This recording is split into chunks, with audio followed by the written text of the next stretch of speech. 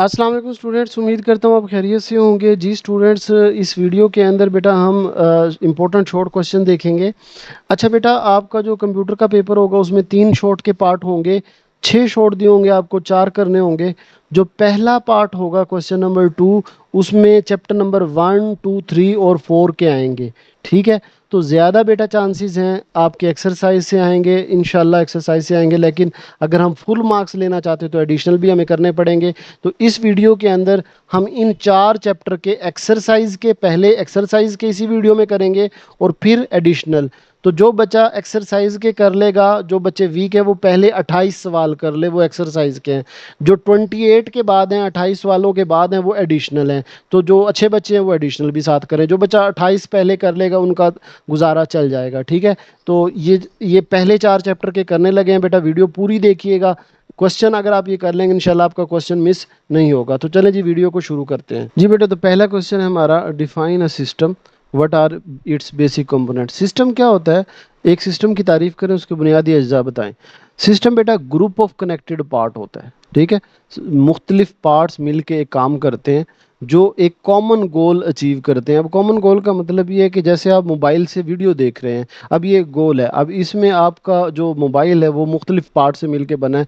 Screen है, button है, आपके वाईफाई है, डिफरेंट पार्ट मिलके एक कॉमन गोल तक पहुंच रहे हैं कि आपको वीडियो दिखा रहे हैं। ये सिस्टम की डेफिनेशन है। अब उसके बेसिक कंपोनेंट कौन से हैं? देखें, आपने कीबोर्ड से इनपुट दी होगी, उसने प्रोसेस किया, सर्च किया, आपको आउटपुट दे दी, वीडियो निकाल के दे दी। तो ये इसके बेसिक कंपोनेंट है। इसके बाद describe the main component of computer system. बेटा, ये जो आपका मोबाइल है ये भी यूँ समझ लें कि एक कंप्यूटर सिस्टम। अब इसके मेन पार्ट क्या हैं? एक इसका सीपीयू है जो प्रोसेसिंग करता है, फिर मेमोरी है जो आपका डाटा स्टोर करता है, कीबोर्ड है जो इनपुट वगैरह आपसे लेती है, और स्क्रीन आउटपुट देती है। तो ये 4 मेन पार्ट हैं: CPU, memory, input device, output device.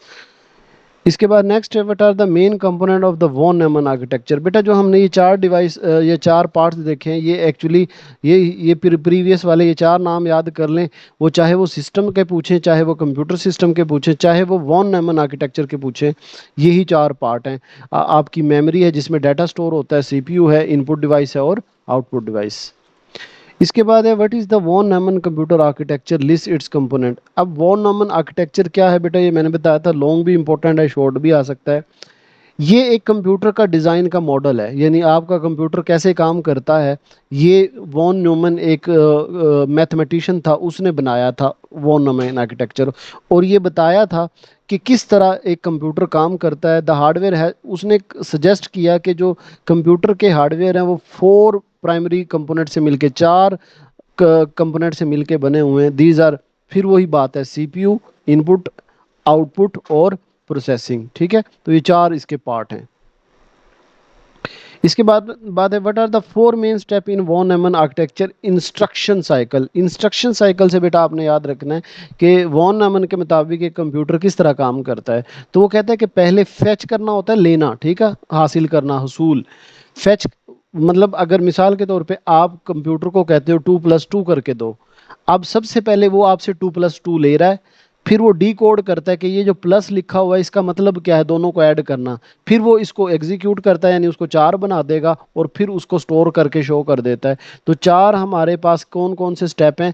सबसे पहला स्टेप है जी हमारे पास फेच करना, लेना, फिर उसको वो डी कोड करता है, फिर एग्जीक्यूट करता है और फिर उसको स्टोर करता है। तो ये 4 वॉन न्यूमन इंस्ट्रक्शन साइकिल के 4 स्टेप्स हैं। इंस्ट्रक्शन साइकिल के याद रखना है, इंपॉर्टेंट है। What is the von Neumann bottleneck. अच्छा बेटा, बॉटल नेक बड़ा इंपॉर्टेंट क्वेश्चन है, शॉर्ट आपके पेपर में आएगा। अगर ये वाला लॉन्ग ना आया तो ये शॉर्ट ज़रूर होगा। बॉटल नेक बेटा क्या होता है? देखिए, वॉन न्यूमन ने ना एक चीज़ सजेस्ट की थी। ये देखिए, ये आपकी रैम है, मेमोरी है, ठीक है। अब मिसाल के तौर पे आप YouTube पे वीडियो देख रहे हैं, तो जो YouTube की ऐप है, YouTube की जो आपकी ऐप है, वो आपकी इसी रैम के अंदर है। और जो आपका डाटा है, यानी जो वीडियो आप प्ले कर रहे हो, मसलन कंप्यूटर की वीडियो आप प्ले कर रहे हो, वो भी इसी रैम के अंदर है। ये बात आपको इसलिए अजीब नहीं लग रही होगी क्योंकि आजकल तो इसी तरह होता है कि जो आप ऐप यूज़ कर रहे हो और जो डाटा यूज़ कर रहे हो वो एक ही मेमोरी के अंदर होता है।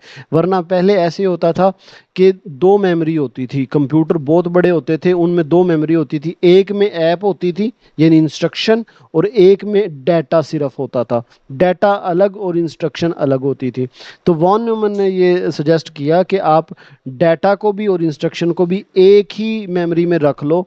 अब इससे फ़ायदा तो हो गया, लेकिन नुकसान ये हुआ कि इससे कंप्यूटर की परफॉर्मेंस जो है वो स्लो डाउन होगी। क्यों? क्योंकि जो सीपीयू होता है ना, सीपीयू जिसने टास्क परफॉर्म करना होता है वो बड़ा स्पीडी होता है, लेकिन ये जो हमारी रैम है या मेमोरी है ये स्लो होती है। तो ये जो सीपीयू की ज़्यादा स्पीड होती है, रैम की स्पीड कम होती है, तो वो स्लो डाउन हो जाता है सिस्टम। इस मसले को बॉटलनेक बोलते हैं। अब मैं आपने कॉन्सेप्ट ले लिया, अब इसे पढ़ते हैं। If it is a problem in computer speed, देखें किसकी प्रॉब्लम है ये? कंप्यूटर स्पीड की। It happen there is only a single memory. Data के लिए, इंस्ट्रक्शन के लिए सिर्फ एक मेमोरी है, जिससे क्या मसला आता है कि limit the CPU ability. CPU की जो एबिलिटी है वो क्या हो जाती है? लिमिटेड हो जाती है। मतलब सीपीयू जो है ये इंस्ट्रक्शन जो है वो फौरन डाटा क्विकली नहीं ले पाता। क्यों नहीं ले पाता? कि आपकी जो इंस्ट्रक्शन है और आपका डाटा है वो एक ही मेमोरी के अंदर मौजूद होता है। ठीक है, तो ये बॉटलनेक है। इसके बाद है what is a key advantage of von Neumann architecture. अच्छा, जैसे अभी हमने बॉटलनेक का इसका प्रॉब्लम पढ़ा, इसका कोई फ़ायदा भी है? जी बहुत फ़ायदा है। जो वॉन न्यूमन का आर्किटेक्चर है बेटा, एक तो आपको मैं बता दूं, जो अभी आप कंप्यूटर यूज़ कर रहे हैं ये वॉन न्यूमन का आर्किटेक्चर है। It has a very simple design. एक तो इसका डिज़ाइन बड़ा सिंपल है, क्योंकि ये कहते हैं कि इनपुट डिवाइस है, आउटपुट डिवाइस है, प्रोसेस सीपीयू है, और हमारा एक और चीज़ कौन सी? इनपुट आउटपुट सीपीयू और मेमोरी है। ठीक है। It combine instruction and data into a single memory. ये बेटा जैसे मैंने आपको बताया पहले, इंस्ट्रक्शन और डाटा अलग अलग मेमोरी में होती थी, लेकिन वॉन न्यूमन ने क्या किया? दोनों को एक ही जगह इकट्ठा कर दिया। इट ऑल्सो, इसकी फ्लेक्सिबिलिटी ज़्यादा है। You can easily change program by changing the memory content. आप मसलन आप यूट्यूब चला रहे हो तो डाटा भी यूट्यूब का, ऐप भी यूट्यूब की आ गई। आप उसमें गेम चलाने लग गए हो तो वो गेम प्लेयर आ जाएगा। तो वो कहता है कि आप मेमोरी कंटेंट के हिसाब से अपने प्रोग्राम को चेंज कर सकते हो। ये इसके फ़ायदे हो गए। इसके बाद है define a Boolean function and give an example. Boolean function की एग्जांपल दें और डिफाइन करें। अच्छा बेटा ना, बूलियन फंक्शन क्या है मैं आपको बताता हूँ। ये देखें, आपने लिखा ट्रू एंड, या और लिख लेता हूँ, और ठीक है ना। यानी ये मैंने लिखा ट्रू, फिर यहाँ लिखा और, ठीक है, और फॉल्स। अब मुझे बताओ इसका आंसर क्या आएगा? अगर ट्रू और फॉल्स हो और दरमियान में और हो तो इसका आंसर हो क्या होगा भला बेटा बताओ? ट्रू होगा। क्यों? क्योंकि और एक ऐसा ऑपरेटर है जो कहता है कि दोनों में से एक भी ट्रू हुआ तो आंसर क्या आएगा? ट्रू। ये आपको पता है। ठीक है। अब ये जो और है ये क्या है बेटा? ये बूलियन फंक्शन है। अब ये देखें, इसकी डिफाइन हम इसी एग्जांपल की मदद से करते हैं कि बूलियन फंक्शन टेक वन और मोर बाइनरी इनपुट।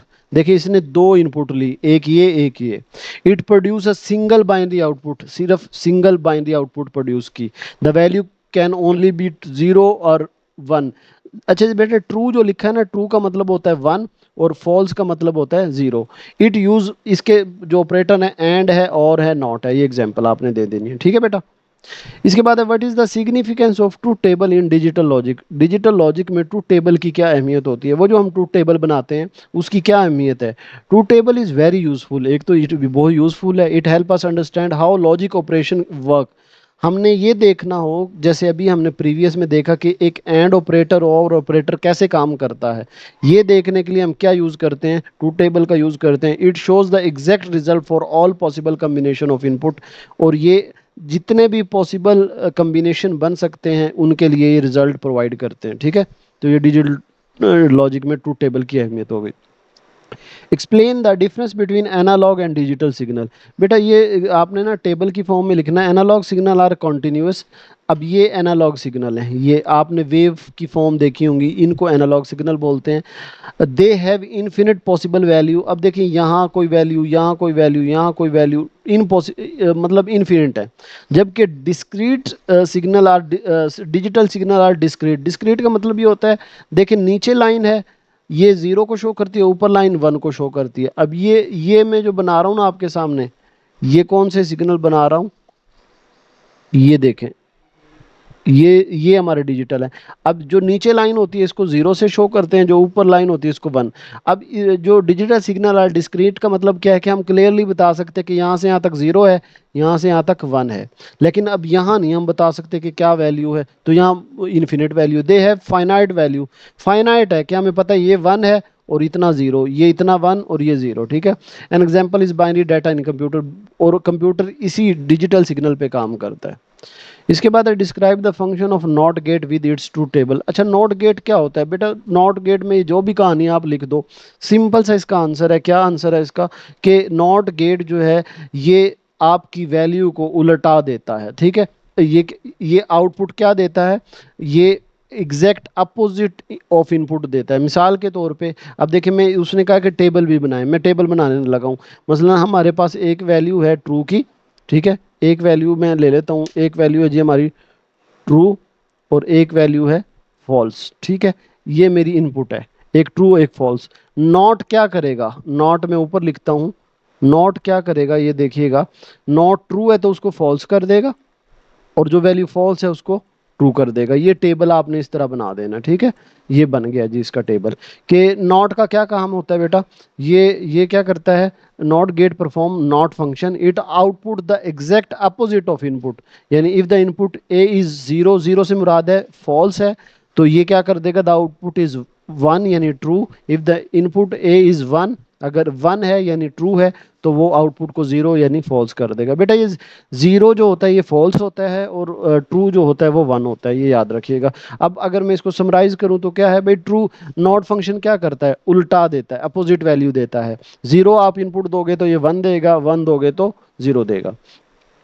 इसके बाद बेटा नेक्स्ट क्वेश्चन है define data communication and list it's components. Data communication क्या होता है? Is the exchange of data between two devices. मिसाल के तौर पे अब मैं आपको एक वीडियो भेजता हूँ और आप मुझे रिप्लाई में इमोजी भेज देते हैं, तो दो डिवाइसेस के दरमियान डाटा एक्सचेंज हुआ है, तो ये डाटा कम्युनिकेशन कहलाती है, ठीक है। और ये किसी ट्रांसमिशन मीडियम के थ्रू जाती है, ठीक। और जो मैं भेजने वाला सेंडर कहलाता है, रिसीव करने वाला रिसीवर, और जो डाटा होता है वो मैसेज कहलाता है, ठीक है। और फिर इसमें प्रोटोकॉल भी इन्वॉल्व होते हैं, यानी जिस लैंग्वेज के थ्रू वो डाटा जाता है। इसके बाद explain the role of router in computer network. Very important short question है, राउटर का क्या काम होता है? बेटा राउटर जो है ना वो डाटा फॉरवर्ड करता है डाटा पैकेट की फॉर्म में बिटवीन नेटवर्क। ये लफ्ज़ बहुत ज़रूरी है। यानी देखें, राउटर में और स्विच में फ़र्क ही यही होता है। स्विच क्या होता है? अगर दो या दो से ज़्यादा डिवाइसेस के दरमियान डाटा भेजना है तो वहाँ स्विच यूज़ होता है। जबकि दो या दो से ज़्यादा नेटवर्क के दरमियान डाटा जाता है तो वहाँ पे राउटर यूज़ होता है। बेटा राउटर की बात क्लियर हुई है कि router data packet forward, data को सेंड करता है, फॉरवर्ड करता है in the form of data packet between the different network. मिसाल के तौर पे एक आपका नेटवर्क है, घर में एक लैब बनी हुई है और एक इंटरनेट है। अब ये दो अलग अलग नेटवर्क हैं, इनके दरमियान जो भी डिवाइस होता है ना, इसको हम क्या बोलते हैं? राउटर बोलते हैं। Direct network traffic to the correct destination, ये डायरेक्शन देता है। मसलन यहाँ से मैंने डाटा भेजा है और ये राउटर के पास आएगा और राउटर फिर आगे इंटरनेट को भेजेगा। और ये किसके जरिए डाटा भेजता है? आईपी एड्रेस को यूज करता है, एड्रेस यूज करता है जी। बेटा तो नेक्स्ट हमारा क्वेश्चन है what are the main function of network layer in the OSI model. OSI model में नेटवर्क लेयर के जो मेन फंक्शन है, अफाल है, वो कौन कौन से हैं, तो वो देख लें। एक तो बेटा ये लॉजिकल एड्रेस को हैंडल करती है, ठीक है। क्या करती है कि नेटवर्क लेयर जो है वो डाटा जब मुंतकिल हो रहा होता है, डाटा एक जगह से दूसरी जगह जा रहा होता है, तो जो आईपी एड्रेसेस है उनको हैंडल करती है। इट रूट डाटा पैकेट्स, यानी ये डाटा पैकेट्स को मुंतकिल करती है। और it find the best path, यानी मसलन अगर डाटा लाहौर से कराची जाना है तो क्या इस रूट से डाटा जाए, इस रूट से जाए, इस रूट से जाए, बेस्ट पाथ कौन सा है? तो ये तीन काम आपने याद रखने हैं। कौन कौन से? डाटा नेटवर्क लेयर के तीन काम। लॉजिकल एड्रेस यानी आईपी एड्रेस को हैंडल करती है, डाटा को रूट्स करती है यानी डायरेक्शन देती है, और तीसरा और आखिरी काम बेस्ट पाथ फाइंड करती है कि सही रास्ता कौन सा है। इसके बाद what is the purpose of dynamic. बेटा ये आपका शॉर्ट क्वेश्चन पेपर में पक्का पक्का आएगा, क्योंकि ये ऐसा टॉपिक है, लॉन्ग तो है नहीं और शॉर्ट बहुत इंपॉर्टेंट है। What is the main purpose of DHCP, वो इसी तरह पूछेगा डीएचसीपी क्या है, मकसद क्या है। तो आधा नंबर तो इसी का होगा कि DHCP stand for dynamic host configuration protocol. तो DHCP एक इसका सिंपल सा काम है यार, ऑटोमेटिकली असाइन आईपी एड्रेस, बस ये काम है। और आगे सारी कहानी शरीफ है। मैं आपको एग्जांपल दूं, जब आप किसी से हॉटस्पॉट लेते हो, आपने कनेक्ट होता हुआ कभी देखा है? उस पे लिख रहा होता है ऑब्टेनिंग आईपी एड्रेस, देखा है? याद आ रहा है? अब होता क्या है कि जब आप किसी नेटवर्क से कनेक्ट होते हो, यानी दोस्त से आपने हॉटस्पॉट लिया है, आप उसके नेटवर्क से कनेक्ट हो रहे हो, तो वो नेटवर्क आपको एक आईपी एड्रेस, एक एड्रेस देता है कि ये आपका एड्रेस है, ताकि आप उस नेटवर्क से जुड़ सको। अब वो एड्रेस कौन असाइन करता है? ये सर्वर है DHCP, dynamic host configuration protocol.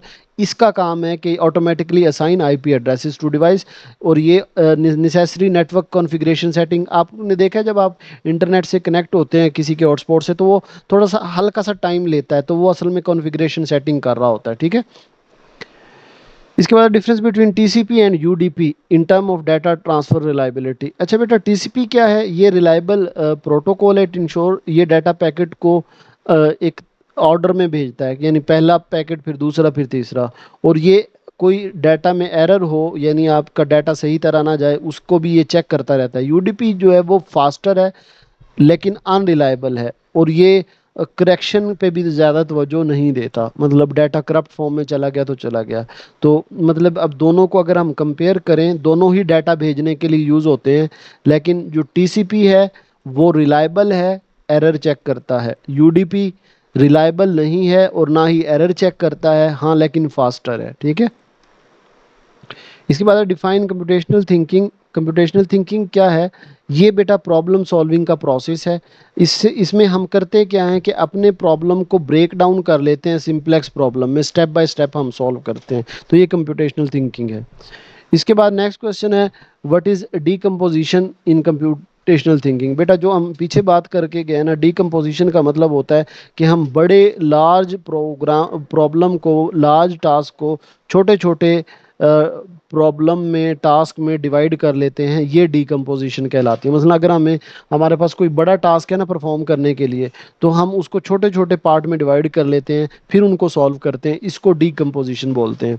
फिर है बेटा पैटर्न रिकग्निशन। पैटर्न रिकग्निशन का मतलब बेटा क्या होता है कि अपने प्रॉब्लम के अंदर सिमिलैरिटी और ट्रेंड ढूंढना, ठीक है।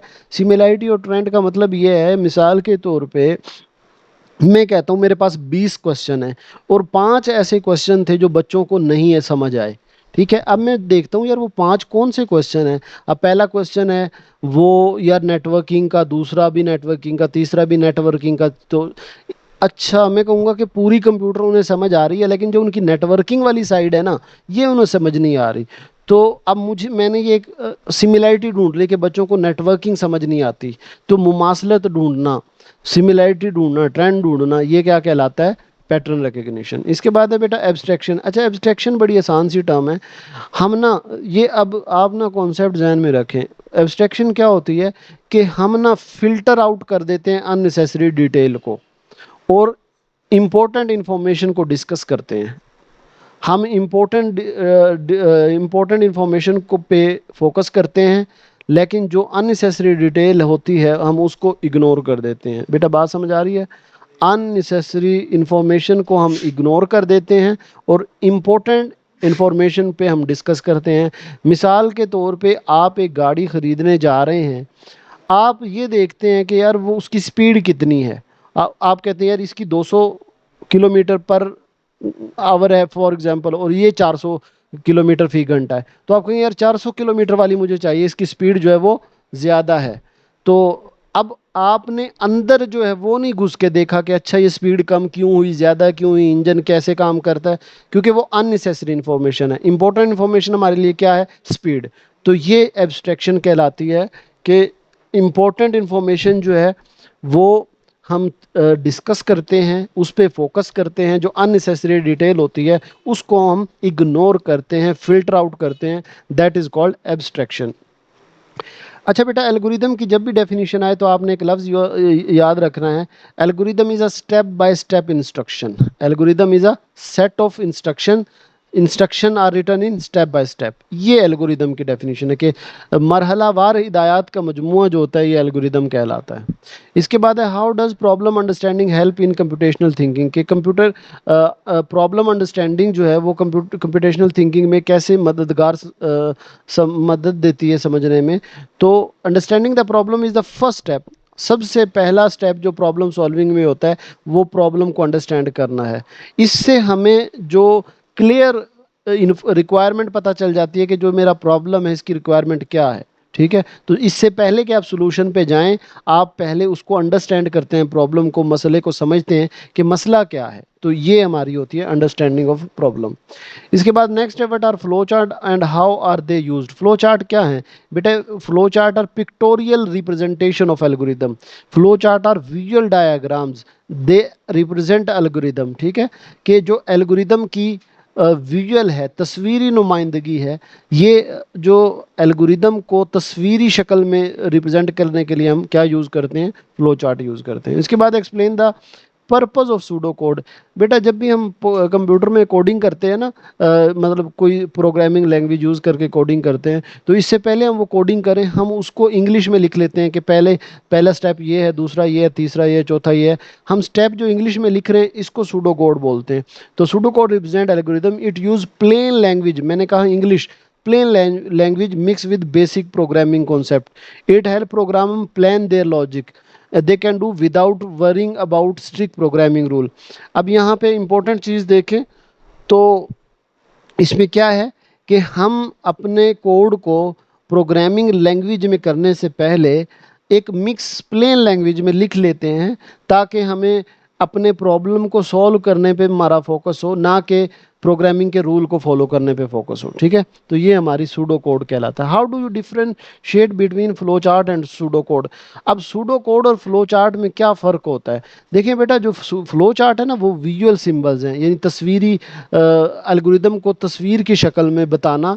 ये जो है ये ग्राफिकल अलामतों के ज़रिए बताना है, फ्लो चार्ट है।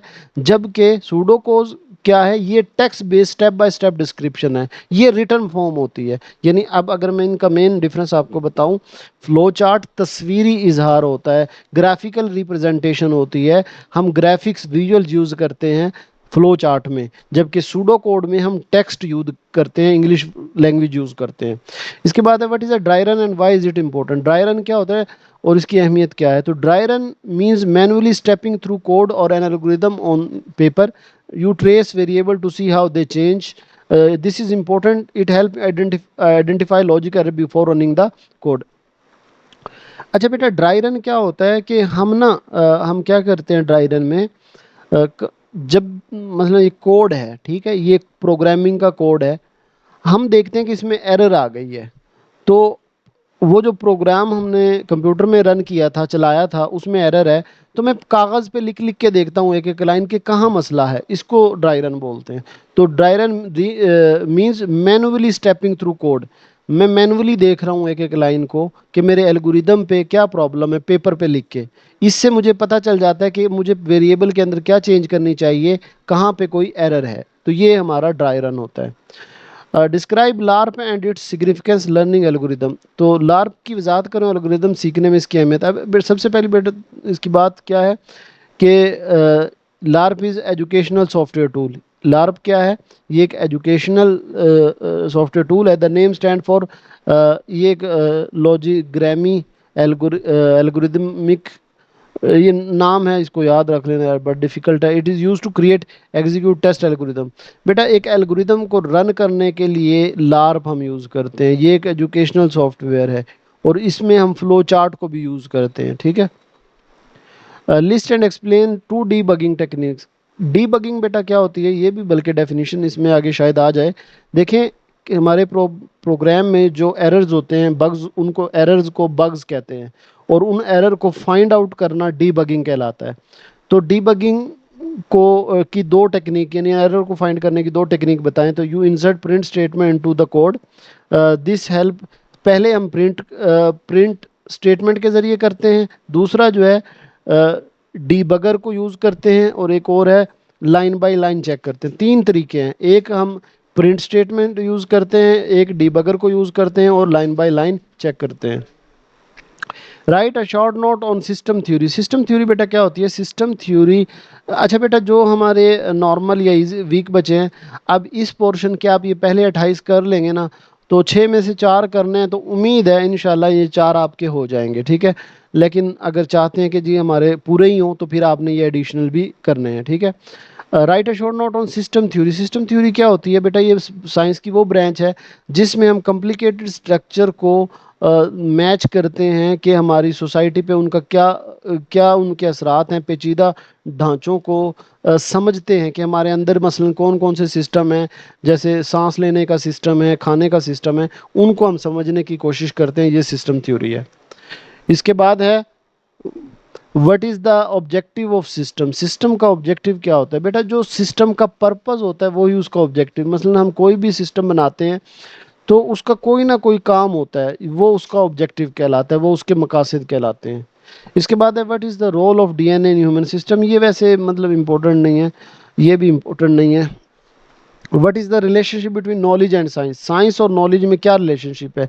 Knowledge is our understanding of various system, universe and within us. Science is the systematic way to validate this understanding. अब दो चीज़ें बेटा, नॉलेज है किसी चीज़ का जानना, मेरे पास एक इल्म आ गया है कि फ़लाँ चीज़ ऐसे है, इतना टेम्परेचर करो तो पानी बुखारात बन के उड़ जाता है, ये नॉलेज है। लेकिन मैं सिस्टमेटिक वे में चेक करता हूँ कि क्यों उड़ता है, सारी चीज़ें की तहकीक करता हूँ, तो ये साइंस है। तो ये दो फ़र्क हैं। डिज़ाइन साइंस का इस्तेमाल बेटा, ये इंपॉर्टेंट शॉर्ट क्वेश्चन है डिज़ाइन साइंस का। डिज़ाइन साइंस क्या है? Focus on designing creating tool system method. बस इतनी सी इसकी डेफिनेशन, आगे एक्सप्लेनेशन है कि जब हम मिसाल के तौर पे मैंने ये लेआउट डिज़ाइन किया हुआ है, तो इसके पीछे एक डिज़ाइन साइंस काम कर रही है कि मुझे कैसे क्वेश्चन आंसर को रखना चाहिए, तो यही डिज़ाइन साइंस है। इसके बाद है what is computer science. Computer science क्या है? इसकी डेफिनेशन बहुत कम आएगी कि ये study of how computer work, looking at what they can do, their limitation. मतलब एक कंप्यूटर कैसे काम कर सकता है, इनपुट आउटपुट डिवाइसेस होते हैं, तो इसमें आपने लिख देना है। Name 3 type of system buses, describe their purpose. बेटा वेरी इंपॉर्टेंट शॉर्ट क्वेश्चन है कि डिफरेंट टाइप ऑफ बस क्या होती हैं। पहले यूँ समझ लें बस हैं क्या।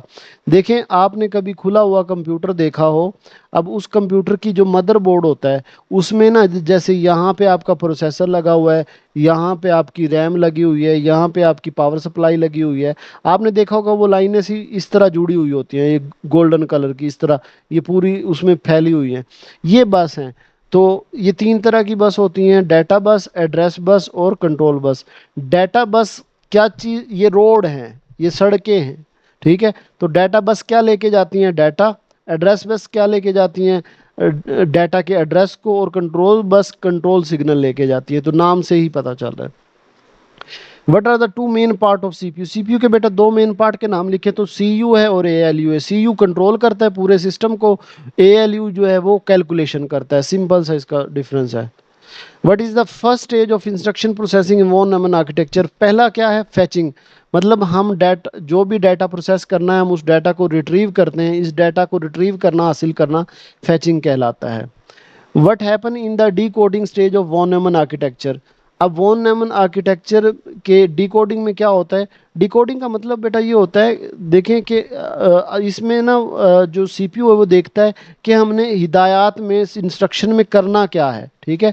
मसलन अगर मैंने ये प्लस का साइन लिखा है, तो ये प्लस का मतलब क्या है? दो चीज़ों को जमा कर दो। इसको ऑपरेशन कोड भी बोलते हैं, यानी ऑप कोड बोलते हैं कि प्लस है, माइनस है, क्या है, ठीक है। इसके बाद है what is the role of instruction register. IR का बेटा very important short question. IR instruction register क्या काम करता है? देखें बेटा, सीपीयू के पास ना छोटे छोटे कंपोनेंट मौजूद होते हैं। तो फैचिंग के दौरान जो इंस्ट्रक्शन रजिस्टर है वो डाटा के पास होता है। यानी जब मिसाल के तौर पे ये सीपीयू है, सीपीयू अपना टास्क परफॉर्म करता है। अब मिसाल के तौर पे इसके पास एक टास्क आया सीपीयू के पास, ये ठीक है, तो वो इंस्ट्रक्शन रजिस्टर के अंदर रख के करता है। मिसाल इंस्ट्रक्शन रजिस्टर, आप टेबल पे बैठे खाना खा रहे हैं, तो प्लेट में रख के खाएंगे ना, अब आप अपना खाना कहाँ रख के खा रहे हैं, प्लेट में। अब ये जो प्लेट है ये असल में इंस्ट्रक्शन रजिस्टर है। तो in instruction register is component with CPU during fetching stage once the instruction is retrieve from the memory location indicated by the program counter it placed into the instruction register. कि जब फैचिंग होती है instruction की, जैसे खाना आता है वो कहाँ जाता है, प्लेट में, वो कहाँ जाता है, वो इंस्ट्रक्शन रजिस्टर में। ठीक है, तो इंस्ट्रक्शन रजिस्टर का ये काम है। What is meant by single memory stored in one memory architecture, ये बेटा इंपॉर्टेंट क्वेश्चन है, आप इसको बस यूँ जहन में रख लें। आप यूट्यूब चला रहे हैं, वीडियो चला रहे हैं, अब दो, जब आप वीडियो देख रहे हैं ना, तो दो चीज़ें इंपॉर्टेंट है, एक वीडियो यानी जो डाटा है, और एक यूट्यूब की ऐप इंस्ट्रक्शन। अब ऐप भी और डाटा भी वो एक ही मेमोरी के अंदर मौजूद हैं, ये मतलब है सिंगल मेमोरी स्टोर। ठीक है। What does sequential execution mean, sequential execution का मतलब है, मिसाल के तौर पे कंप्यूटर के पास पहला काम आया, दूसरा आया, तीसरा, चौथा, पांचवा। अब कंप्यूटर पहले इसको करेगा, फिर इसको करेगा, फिर इसको सीक्वेंस में करेगा। तो सीक्वेंस में इंस्ट्रक्शन को प्रोसेस करता है, ये क्या कहलाता है, सीक्वेंशियल एग्जीक्यूशन। फिर है जी व्हाट इज नंबर सिस्टम। अब ये नंबर सिस्टम आ गया बेटा। नंबर सिस्टम क्या होता है, हम अपने रोज़मर्रा के जो हमारा डाटा होता है उसको नंबर की फॉर्म में रिप्रेजेंट करते हैं, तो ये नंबर सिस्टम होता है। List three type of number system. बेटा बेसिकली हम जो हमारी बुक में वो तीन तरह के पढ़ रहे हैं, बाइनरी, डेसिमल और हेक्साडेसिमल। वो आगे देखेंगे कि कौन क्या करता है। What is binary number system, और ये देखिएगा, याद रखिएगा, नंबर सिस्टम से आपका क्वेश्चन ज़रूर आना है, चाहे वो इनकी डेफिनेशन पूछ ले, चाहे वो कन्वर्जन पूछ ले कि कन्वर्ट कैसे करना है। तो binary system is based two number system consists of only two digits 0 and 1. Computer use this system because digital circuit have two state on off, place value और power off। अब मैं आपको इसमें बता देता हूँ इसका मतलब क्या है। बाइनरी नंबर सिस्टम में आपने लिखना क्या है, इसकी बेस 2 होती है, इसमें दो डिजिट 0 और 1 होते हैं। क्यों 0 और 1 कंप्यूटर में ये क्यों यूज़ होता है, क्योंकि कंप्यूटर भी ऑन ऑफ पे काम करता है, तो इसलिए 0 1 होते हैं इसमें। और ये लिखे जाते हैं 2 की पावर 0, 2 की पावर 1, 2 की पावर 2, इस तरह। इसके बाद है हेक्साडेसिमल की डेफिनेशन लिखनी है। अब सबसे इंपॉर्टेंट बेटा इनकी बात है बेस। अब बाइनरी की 2 है, हेक्सा की 16 बेस है। फिर इसकी ये 0 से 9 डिजिट यूज़ करता है, और ए से एफ, ए 10 से शुरू होता है, एफ 15 पे ख़त्म होता है। ठीक है, तो इसकी पावर 16 होती है। ख़त्म डिजिट 15 पे होता है, लेकिन पावर कितने तक जाती है, 16 तक। क्यों, 0 से शुरू हो रहा है। तो ये हेक्साडेसिमल। इसके बाद है what is the difference between decimal and binary number system, वो आप सीधी सीधी दोनों की डेफिनेशन लिख देंगे। अब ये देखिए बेटा, ये आ जाए कि कोई भी नंबर डेसिमल में आपने बाइनरी में कैसे कन्वर्ट करना है। वैसे ये कन्वर्जन आपको आती होगी, जो भी नंबर हो। अब यह नंबर ना कोई भी हो सकता है, आपने उसको 2 से डिवाइड करना है। अब मैं इसको 2 से डिवाइड करता हूँ, तो कितना आंसर आएगा, 2 3 ज़ा 6, 5 है तो 2 2 ज़ा 4, रिमाइंडर क्या बच गया, 1। अब फिर मजीद इसको 2 से डिवाइड करें, अब 32 को 2 से डिवाइड करें तो 16 आंसर आता है, और रिमाइंडर क्या बचता है, 0। फिर 2 पे डिवाइड करें, 2 8 ज़ा 16, पूरा पूरा चला गया, और रिमाइंडर क्या बचेगा, 0। फिर 2 पे डिवाइड करें, 2 4 ज़ा 8, फिर क्या बच गया, 0। फिर देखें 2 2 ज़ा 4, और फिर क्या बच गया, 0। ठीक है, जहाँ कब तक डिवाइड करते रहना है हमने, जब तक वो 1 नहीं बचता। 2 1 ज़ा 2, और क्या बच गया, 0। अब देखें ये अब 1 हो गया, अब यहाँ एंड कर दो। अब यहाँ 1 से लिखना शुरू करो, और अगले 1 तक पहुँच जाओ, 1। अब ये देखिए यहाँ से शुरू करो, 1 लिखा गया, फिर 1 2 3 4 5 0, 1 2 3 4 5 0, और आखिरी ये 1। तो ये इसका आंसर आ जाएगा। ठीक है जी। इसके बाद है कन्वर्ट। अब ये हेक्साडेसिमल को अगर डेसिमल में करना है, तो फिर 16 पे डिवाइड करते हैं। जैसे अब हमने 2 पे किया है, फिर 16 पे करेंगे। फिर है जी फिर वही हेक्साडेसिमल है बेटा, ये ज़रूर आएगा इनमें कन्वर्जन, आपने इसको अलग से कर लेनी है, क्योंकि यहाँ पे लैपटॉप पे ये करवाई नहीं जा सकती। तो कन्वर्जन का क्वेश्चन एक ज़रूर आना है आपके पेपर में। What is the range of value for unsigned 2 byte integer. Unsigned की बेटा जो रेंज है वो हमने याद रखनी है, 65,535, ज़ीरो से लेके स्टार्ट फ्रॉम 0 टू 6, 0 से शुरू हो रही है, और 6,535। ठीक है, ये याद रखना है। और अगर पावर की फॉर्म में लिखना है, तो ये 16 raised to power 2 - 1, यानी अगर आप 16 की पावर 2 की पावर 16 करेंगे, तो ये आंसर हमारा आएगा, ये वाला। ठीक है, ये आप डायरेक्ट याद रख लें, 65,535, जीरो से लेके 65,535। फिर explain how negative integer is represented in binary. अब जो नेगेटिव इंटीजर है वो बाइनरी में कैसे रिप्रेजेंट किया जाता है? बेटा जो नेगेटिव इंटीजर है ना, वो बाइनरी में सबसे पहले हम उसका 2 का कंप्लीमेंट लेते हैं, और फिर क्या करते हैं, जो उसका लीस्ट कॉमन यानी सबसे लोवेस्ट बिट होता है उसमें एक ऐड करते हैं। दो बातें आपने इसमें याद रखनी है। टूज का कंप्लीमेंट लेते हैं, टूज का कंप्लीमेंट का मतलब है कि जीरो है तो उसको वन कर दो और वन है तो जीरो कर दो। अब हम टूज कंप्लीमेंट नहीं देख रहे, बस आप यूं देखो कि हम नेगेटिव इंटीजर कैसे लिखते हैं। हम भाई नेगेटिव इंटीजर में टूज का कंप्लीमेंट लेते हैं, यानी जीरो को वन, वन को जीरो करते हैं, और लोवेस्ट बिट में एक ऐड करते हैं। हमने ये दो बातें लिखनी है बस। What is benefit of using unsigned integer? Unsigned integer जो है वो हम क्यों यूज करते हैं? अच्छा देखें, अनसाइंड का मतलब होता है बगैर साइन के, तो उसमें नेगेटिव नंबर नहीं होता। जैसे अब मैं कहूँ आपकी उम्र कितनी है, अब यूं तो नहीं कहेंगे -12 साल, माइनस हो ही नहीं सकता। या मैं कहूँ क्लास में कितने लड़के हैं, आपको -15, मैं कहूँगा माइनस तो हो ही नहीं सकता। तो ऐसी जगह फिर हम साइन वाला इंटीजर नहीं बल्कि अनसाइंड इंटीजर लेते हैं, ये अनसाइंड इंटीजर होता है, ठीक है। फिर next, how does the number of bit affect the range of integer? Number of bit कैसे इसको, जितनी बेटा इसकी नंबर ऑफ बिट जाए, बिट बढ़ेंगे इंटीजर की वैल्यू भी उतनी बढ़ेगी, ये इफेक्ट है उसका। बिट्स की तादाद जितनी ज़्यादा होगी उतनी ही कीमतें भी बड़ी होंगी, ये सिंपल इफेक्ट है इसका। What are whole number? Whole number ये वैसे क्वेश्चन नहीं आ सकता, लेकिन बस जीरो से लेके ऑनवर्ड जितने भी नंबर जीरो ऐड हो जाए, यानी नेचुरल नंबर वन से शुरू होता है, होल नंबर जीरो से शुरू होता है। What are integer? ये इंपॉर्टेंट है। इंटीजर क्या है? ये होल नंबर होते हैं जिनमें नेगेटिव और पॉजिटिव नंबर दोनों होते हैं। बेटा इंटीजर क्या है? ऐसे होल नंबर जिनमें नेगेटिव नंबर भी होते हैं और पॉजिटिव भी होते हैं, तो ये होल नंबर कहलाते हैं। What is the primary purpose of ASCII encoding scheme? बेटा इंपॉर्टेंट शॉर्ट है आस्की वाला, आएगा। अब आस्की का ना पहले पुराने पेपरों में भी आता रहता था कि ASCII stand for American standard code for information interchange, इसका स्टैंड फॉर। और इसका मकसद क्या है? हमारे कीबोर्ड पे जितने भी बटन हैं उनको जीरो से लेकर 27 तक कोई ना कोई कोड दिया हुआ है, नंबर दिया हुआ है, वो आस्की कोड है।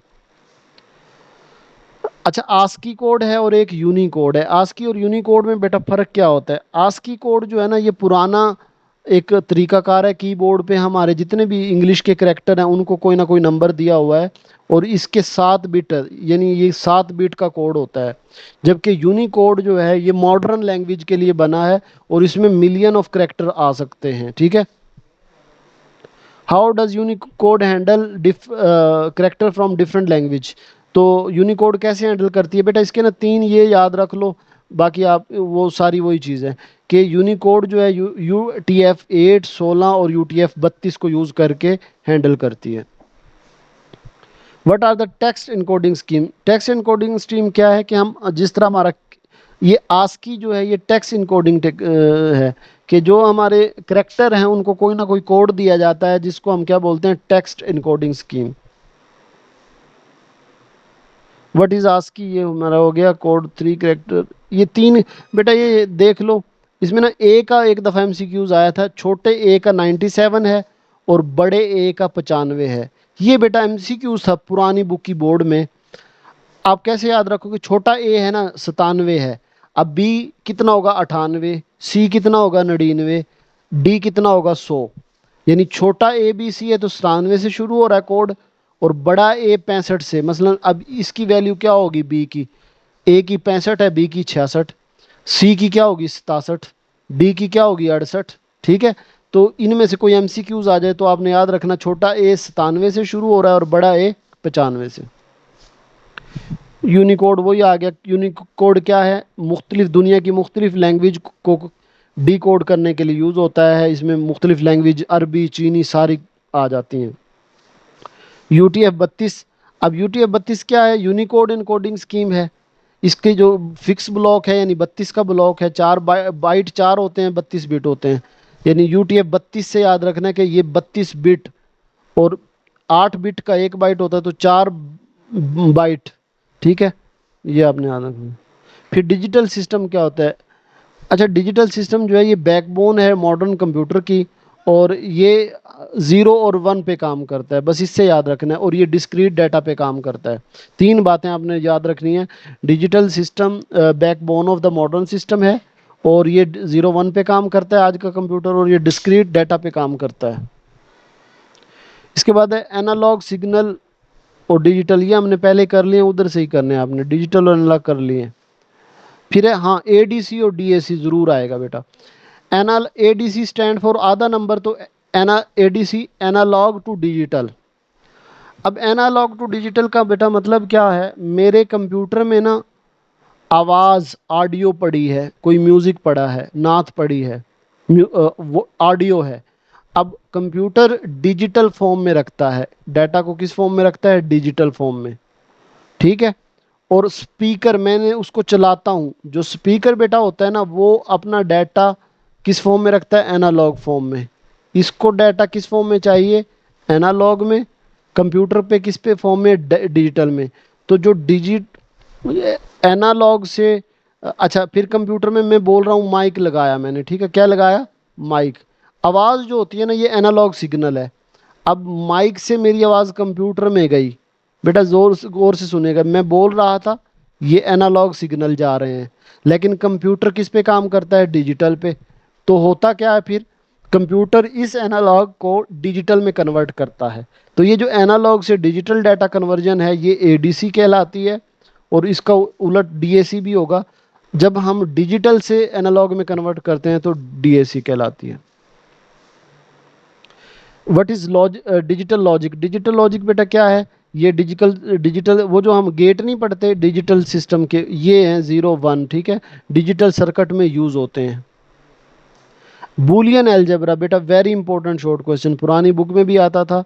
बूलियन अलजेब्रा क्या है, ये मैथ की एक ब्रांच है, ये रियाजी की एक शाख है, जो लॉजिक को रीड करती है, जो ट्रू फॉल्स 0 1 पे काम करती है।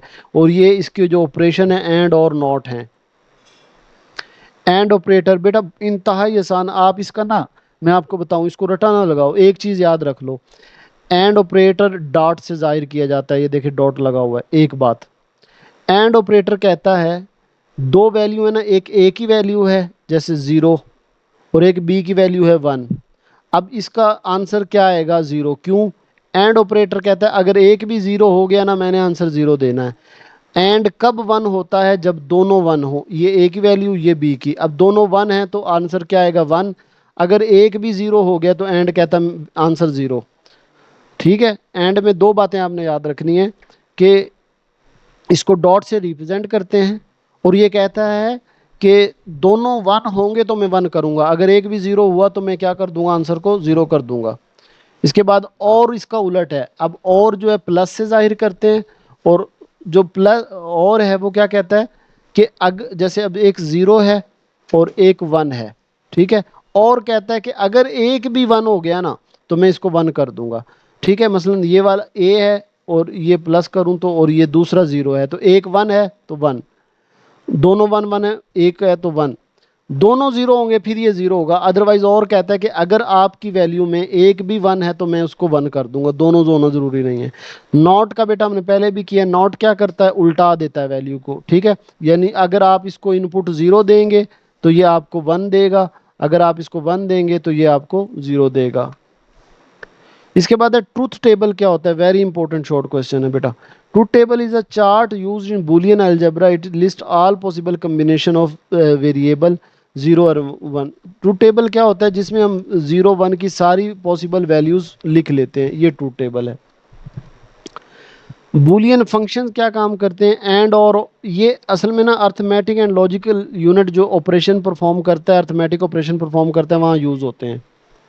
इसके बाद है what is AND gate, how does it work. AND gate क्या होता है, ये एक फिजिकल लॉजिकल गेट है जो एंड फंक्शन को इम्प्लीमेंट करता है। अब बस इतनी सी बात करके वही बात रिपीट करनी है, कि ये उसी वक्त ट्रू होगा, 1 होगा, जब दोनों इनपुट 1 होंगी, अदरवाइज ये ऑफ होगा, ये 0 होगा। और क्या है, ये वही बात करनी कि और लॉजिकल गेट है जो और फंक्शन को अप्लाई इम्प्लीमेंट करता है। ये कहता है कि अगर एक भी 1 हो गई तो ये आंसर 1 देगा। व्हाट इज नैंड गेट, अच्छा नैंड गेट जो है वो एंड का उलट है, ठीक है, नैंड एंड का उलट है, ठीक है। जोर और का उलट है, यानी एक्सक्लूसिव आर, यानी हम और लेते हैं, कोई भी एक वन होगी तो वो वन देगी और उसको उल्टा दो, तो ये जोर बन जाएगा। फिर ये लॉज बेटा आते रहते हैं। आइडेंटिटी लॉ क्या कहता है कि अगर किसी भी चीज़ में वन ऐड करोगे या मल्टीप्लाई करोगे तो वो वही आंसर आएगा, ये आइडेंटिटी लॉ। फिर इडेम्पोटेंट लॉ क्या होता है कि अगर आपका इसमें क्या है, एडम्प्ट लॉ के मुताबिक किसी वेरिएबल का खुद के साथ एंड या और ऑपरेशन करने से वही वेरिएबल, हाँ अगर आप किसी भी वेरिएबल में खुद का वेरिएबल ऐड कर दें, मतलब ए में ए ऐड करेंगे तो ए आएगा, ए को ए से मल्टीप्लाई करेंगे तो ए आएगा, अगर ये ऐसा होता है तो फिर ये एडम्प्टिव लॉ कहलाता है। डिस्ट्रीब्यूटिव लॉ कहता है कि A plus B dot C है, तो दोनों को अगर हम खोल दें ए प्लस बी और ए प्लस सी तो ये डिस्ट्रीब्यूटिव लॉ होगा।